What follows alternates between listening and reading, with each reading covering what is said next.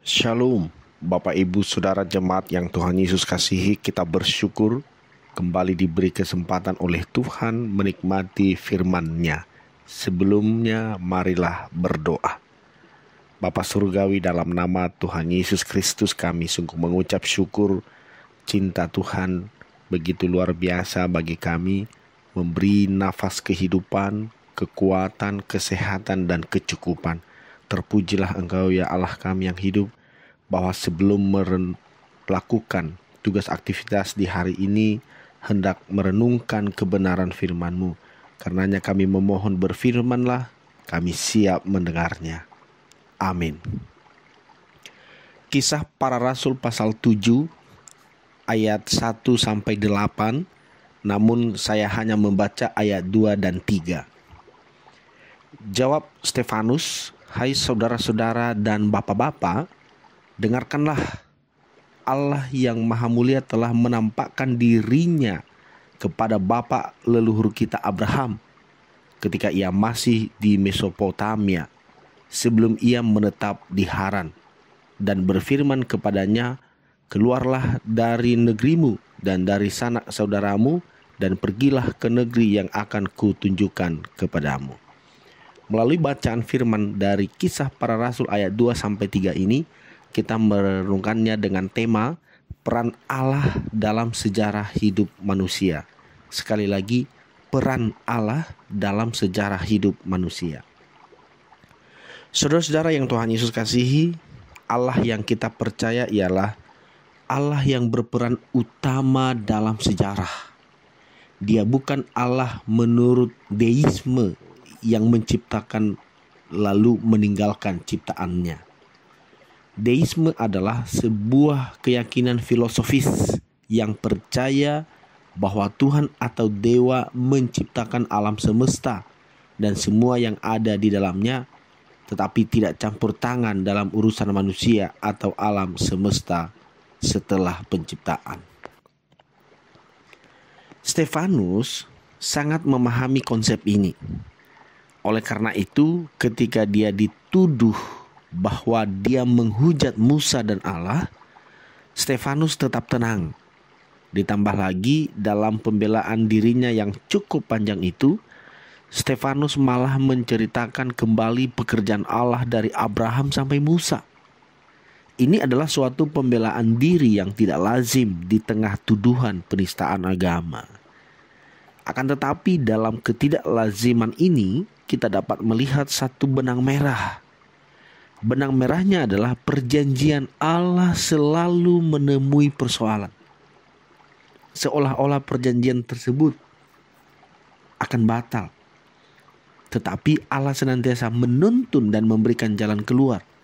Sehingga apa yang telah direncanakan, sekalipun selalu menemui kesulitan, tidak pernah gagal. Kenapa? Karena Allah memelihara perjanjiannya. Kita melihat bahwa Abraham diberi janji akan tanah dan keturunan. Tetapi ia tidak memiliki anak sampai usia tua. Keturunan Abraham malah menjadi pendatang di negeri asing dan dianiaya. Yusuf dijual oleh saudara-saudaranya. Musa ditolak oleh orang Israel sendiri. Semuanya tampak seperti masalah yang begitu besar. Akan tetapi, pada akhirnya Tuhan selalu membuktikan perjanjiannya. Stefanus juga menghadapi masalah yang serupa. Ada kemungkinan besar bahwa ia akan dihukum mati. Namun, dia percaya pada janji Tuhan bahwa Tuhan akan menyertainya senantiasa sampai kepada akhir zaman. Stefanus mengenal secara utuh Allah yang sangat berperan dalam sejarah. Oleh karena itulah dia menceritakan bagaimana Allah telah memelihara perjanjiannya sejak zaman Abraham sampai kepada Musa.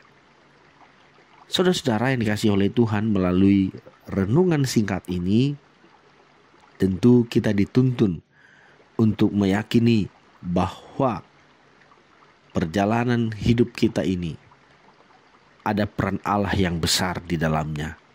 Karena itu, mari supaya kita hidup benar di hadapan-Nya, meneladani, mempedomani firman-Nya, dan Jangan sekali-sekali ragu bahwa Allah tidak menyertai kita.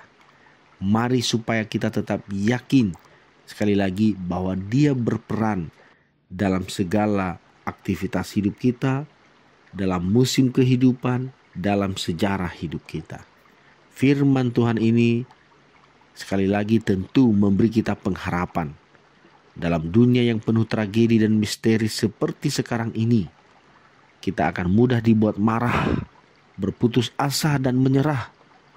Bagaimana beberapa waktu lalu kita dihebohkan bahwa ada yang sudah dinyatakan dihukum karena korupsi, karena menyalahgunakan wewenang, pada akhirnya dibebaskan begitu saja dari penjara. Lalu kita melihat bagaimana rekening diblokir, bagaimana tanah kita, aset kita tidak dimanfaatkan, akan diambil oleh negara. Itu bisa saja membuat kita marah. Namun marilah kita tetap percaya dan mengandalkan Tuhan, bahwa Dia akan memberikan jalan keluar dalam setiap persoalan kita. Ia akan memberi kita kekuatan dalam menjalani kehidupan ini. Sekali lagi, percayalah bahwa Tuhan ada di setiap musim kehidupan kita, dalam sejarah hidup kita. Terpujilah Tuhan atas firman-Nya. Mari berdoa. Bapa Surgawi, dalam nama Tuhan Yesus Kristus, kami bersyukur atas firman yang boleh kami baca dengar. Biarlah ini sungguh menguatkan iman percaya kami kepadamu, bahwa Engkau ada di setiap musim kehidupan, dalam setiap sejarah hidup kami. Engkau memiliki peran yang bahkan besar di sana. Tuhan, bantu kami untuk memahami dan melakukan firman-Mu. Biarlah hidup kami sungguh berkenan di hadapan Tuhan. Seluruh aktivitas kami hari ini hanya kami serahkan ke dalam tangan-Mu.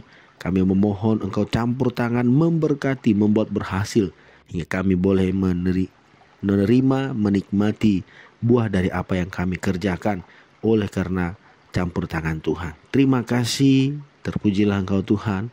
Dalam nama Yesus kami berdoa dan mengucap syukur. Amin.